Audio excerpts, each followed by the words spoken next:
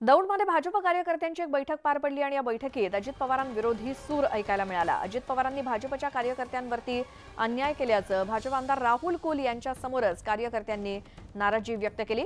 अजित पवार सत्तेत असतील तर आम्हाला सत्ता नको असं म्हणत त्यांनी अजित पवारांच्या महायुतीत असण्याला विरोध केला। तर दौंडमध्ये एक सभा आयोजित करण्यात आली होती। पालकमंत्री म्हणून दादा आमच्या बोकांडी आहेत आणि अजित पवार यांच्या विरोधात एक प्रकारचा सूर ऐकायला मिळाला। या बैठकीमध्ये भाजपच्या कार्यकर्त्यांवर अन्याय केल्याचं भाजप आमदार राहुल कुल यांच्या समोरच कार्यकर्त्यांनी नाराजी व्यक्त केली आणि अजित पवार जर सत्तेत असतील तर आम्हाला सत्ता नको असं म्हणत त्यांनी अजित पवारांच्या महायुतीत असण्याला विरोध केला। दौंडमध्ये जी बैठक भाजपच्या कार्यकर्त्यांची आयोजित करण्यात आली होती त्यामध्ये अजित पवारांच्या विरोधात सूर ऐकायला मिळाला।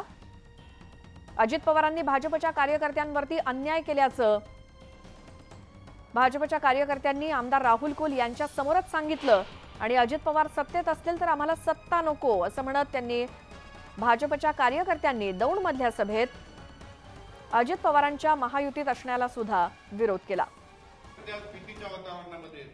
कशासाठी घेतलंय? भारतीय जनता पक्षाशी गेले 10 वर्षापासून आम्ही विरोध करतोय की राष्ट्रवादीचे अजितदादा तुम्ही आमच्या बोकांडी दिलेत आणि अक्षरशः कार्यकर्ते आज भीतीच्या वातावरणामध्ये कशासाठी घेतलंय?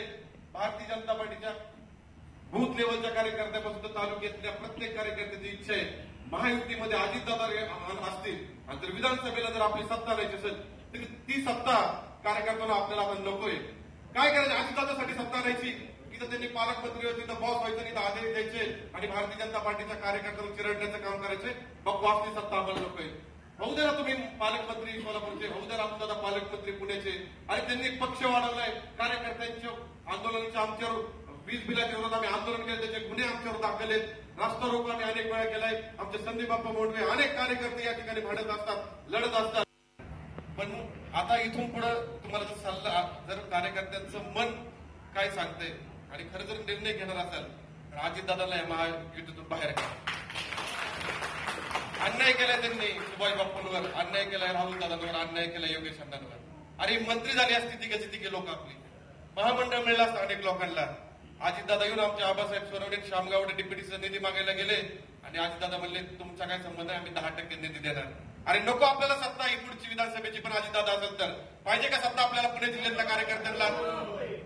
बापू पुणे जिल्हा आणि सोलापूरची 30 परिस्थिती तुम्हाला तर पालक